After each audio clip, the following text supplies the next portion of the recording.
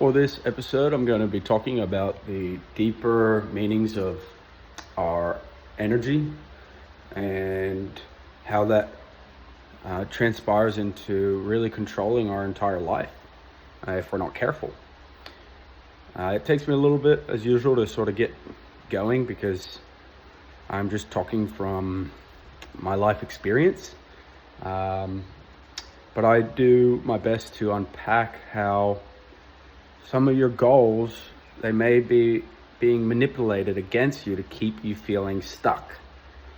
So be careful of your goals that you have, how they may be a good goal, but if they're causing you any negative emotions, then that is manipulation. And I talk about how to avoid that here. Hey, what's up, my fellow humans? I'm just actually chilling in someone else's house right now, on the job site, working, and I'm just compelled to talk a little bit about some things that are really bugging me. Sorry, I'm just eating. And those things are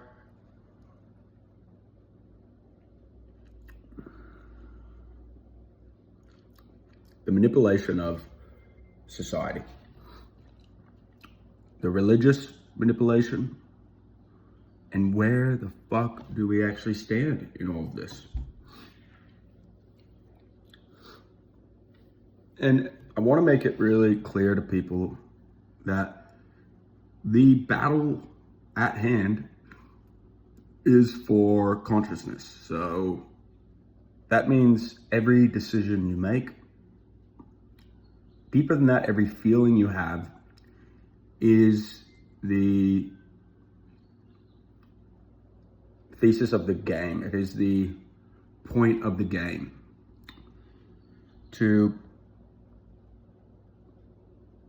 In moments of despair,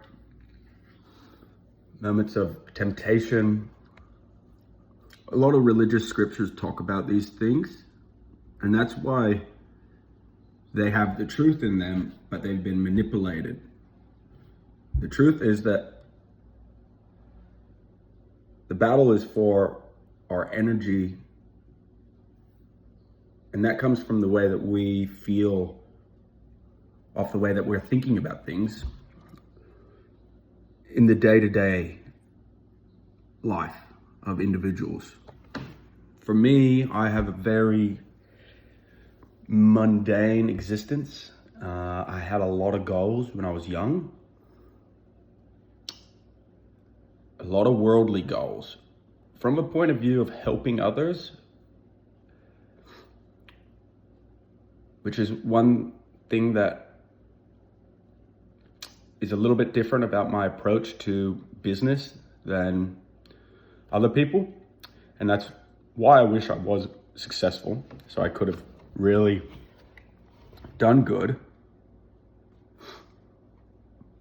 And it's for people who are really just in a position like me where they're not able to find a life that they enjoy. So they go to the medication, they go to things that give them any sort of peace or sense of love. Whether you know it or not, that's what you're doing when you're drinking alcohol. That's what you're doing when you're taking medication or, range of different things. You're really just trying to find that innocent soul or innocent version of yourself that is full of love, because this world doesn't allow that to live in society. It really makes it not possible for us to live in the way that we are designed to live, which is fully one of love. That's what Jesus spoke about as an example for us. And the world corrupted it to be about ego and getting more for yourself. And then there's a lot of just misconceptions and so many differing opinions, and it gets super complicated. I get super confused. Which side of the fence am I even on sometimes? As in, when I think I'm doing the right thing, like I'm trying to, for example, I'm trying to go to the gym after a 12-hour day of work, and I'm telling myself, I need to go to the gym. I need to go to jujitsu, not the gym. And to be more accurate, it's jujitsu. And sometimes you got to wonder, even though that's the right idea, is it causing more internal pain than it is a benefit? So a lot of the things we do, we think we're doing the right thing, but you do that and then you end up injured or something. And that can make people get really down, because I've been there, where you constantly listen to that voice in your head telling you to do more and more and more. And if you're plugged into your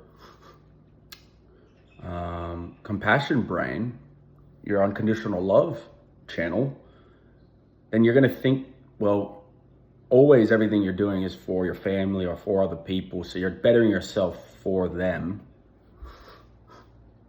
But if you're left depleted, then it might be someone manipulating you.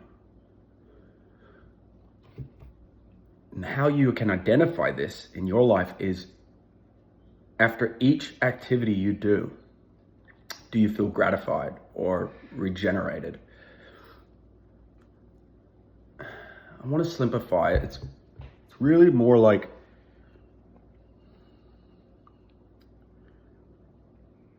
how you feel truly.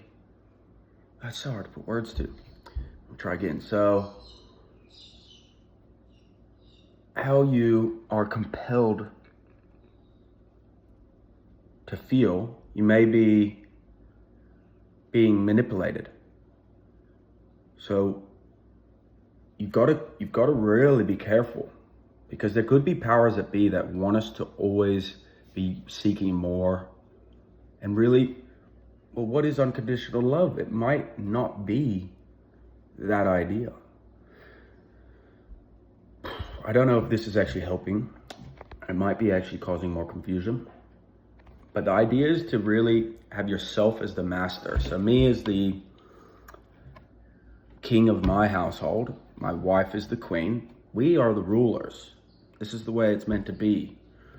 We are literally the cream of the crop. You can't get any better than just the man and female in the household looking after their family wholesomely. So if you treat yourself like the master and don't think that you need to do anything to be more, it's a more accurate way of making your decisions. For example, a way to maybe put this into a context a little bit. This week, I proclaimed I am going to jiu-jitsu every day after work. So this idea I put on to put on my plate, because my work ended up having some variations that caused it to take longer. I wasn't able to finish in time to go to jiu-jitsu, and I was left feeling like a loser. That's generally the thing that sits with me. When I'm providing for my family, when I'm working in a job I don't like, and I'm doing it with peace and love to the best of my ability, and I get to the end of the day and it's still not good enough because I haven't done this idea that's in my head. So just be careful with ideas you put in your head, especially when you're like me, where you're the king of the household and you got a lot of responsibilities. Because I'm literally doing the most important thing, and then I'm left feeling lesser than, and that's the trick. Don't let anything make you feel like you're less out of comparison. That is a lie. Don't compare to anyone. Don't compare to anything besides yourself. And be honest to yourself of how you feel, and then try and make an adjustment. So for me, it's not committing to more than I can handle, but also putting on my plate something that is achievable immediately and sets me up for success. So that for me is waking up, and even though I don't want to, immediately being sleepy-eyed, walking out to a paddock or somewhere that's grassed, or the beach, wherever you are, and just doing a 15-minute yoga exercise. It's not even hard. It's just more of the mindset getting there that can be difficult, maybe. You always just feels better afterwards. That goes without saying. The idea here is win the morning, win the day. So if you don't want to work out, that's fine, but it's just important not to put too much on your plate and then feel down about yourself that you haven't done enough. What is that idea? So my point here is I think this is part of the manipulation in the spiritual battle, where even when we're doing the right thing, we can get manipulated to feel like we're not enough. And this is the devil, okay? You're meant to be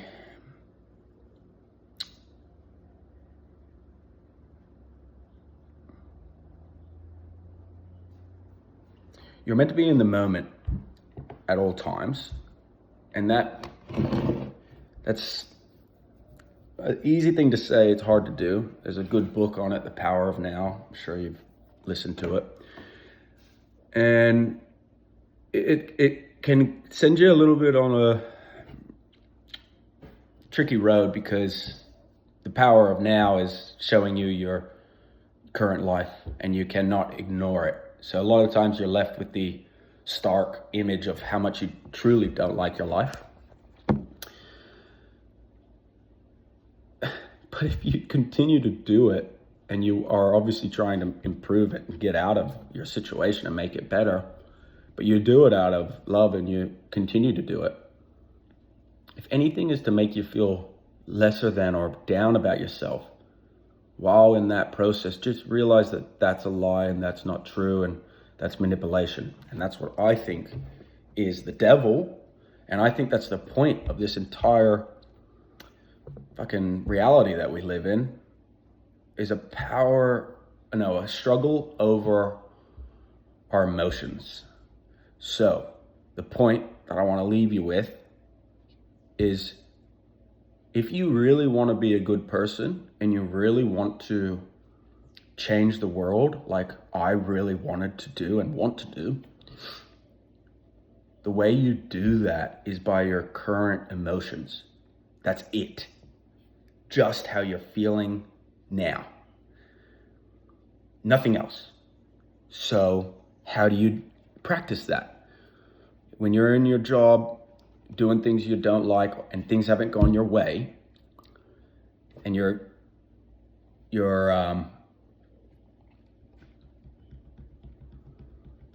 getting feelings in the moment of despair.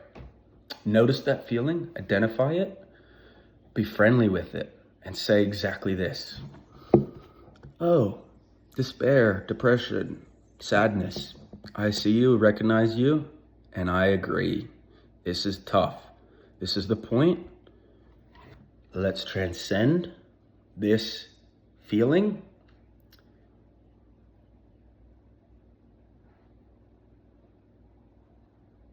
and win this battle. Win this battle, which is easier to win than you think, because really, once you realize this, then all you need to do is be friendly to your dark feelings as they are being honest to you, because you are not happy, and turn your suffering into meaning. And that's That's how we beat this ego world. That's how we beat it. For a long time, I thought I had to change the world in a profound way to get us more into a unconditional love way of living. Sort of the way that Jesus taught, and, more just so the way that I feel is just the better way across the board. And the way that you do that is just by staying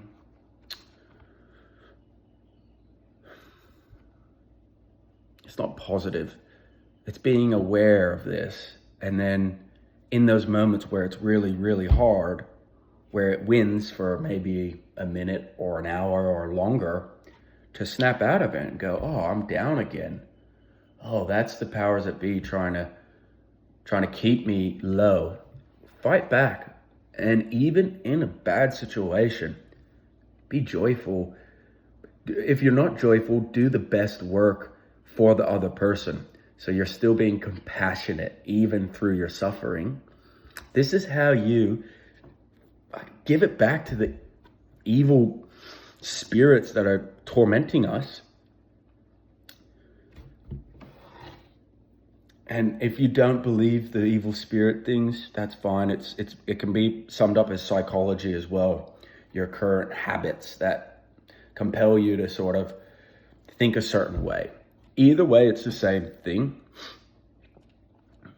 The people I'm speaking to are the people who realize that there is a spiritual battle, and it involves silent manipulation of our energies. So to fight back, we realize that we need to control our energies.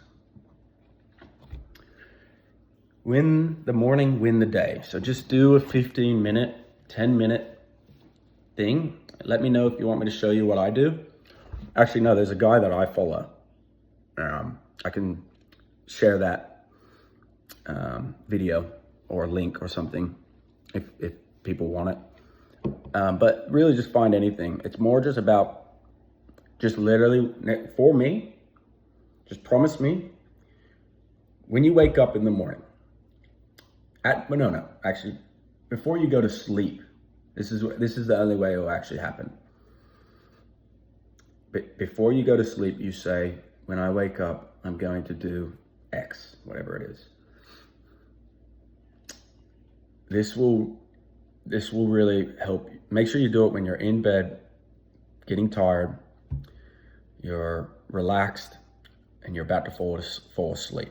If you can get it into your sort of last thoughts, then it's almost guaranteed going to happen the next morning. Because then the first thought you're going to have in the morning is, oh yeah, that's right, I got to do that. And don't think about it, go do it. Promise me. Wake up, and every morning give yourself 15 minutes. The reason why I really need you to do this is because this is what saves me. When I work 12-hour days and I get to the end of the day, I haven't done anything for myself besides stay true to all the things that I've talked about.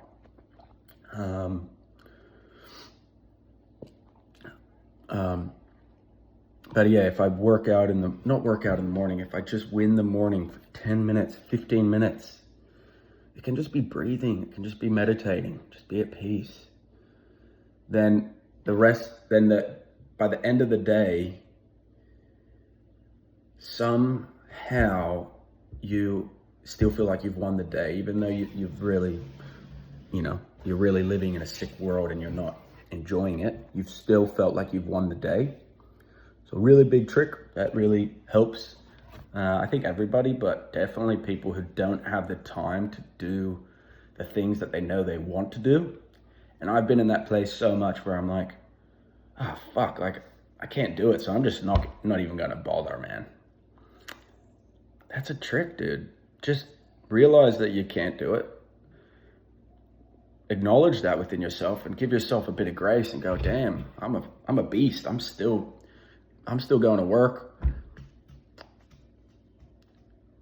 And then you got to find then the only real time you have is that 10-15 minutes in the morning.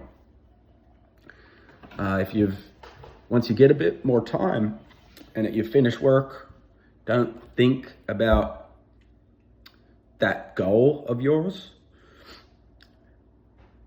Know that's what you want to do. Know that's who you are, and that's maybe your mission. And then when you finish work on time, or you have the time, while you're in the moment, you go, oh, I'm free now, I can go. That's the only time you should think about your goals. Of course, there is a good idea of sort of jotting it down and following your schedule. But I'm talking for guys who are really busy. All right, they're working as much as I am. And you've just got to take it easy on yourself. You just got to give yourself love, man. And that's the main thing, dude. Just love yourself. Because you're the king. And you're showing up every day. When there's other people who build businesses to oppress people and they profit and they know that, you know, I wouldn't even do that even if I had the option. And then there's other people who, when they realize things get tough, they leave their family to go overseas or go live and abandon their responsibilities. If you're not doing that, but you're still depressed, stop it. Stop it. Acknowledge that your depression is just a consequence of your life, but the depression comes from your mindset of lack, thinking you need more. That's a lie again. You're providing for your family. You're doing the most important thing. Even if you're fat and you're whatever, you should be proud of yourself. So yeah, hopefully this helps anyone who's dealt with a bit of negative feelings, and they're doing their best and stuff, and they're holding it down to be able to stop that. Yeah, I think that's it for today. That's it for now.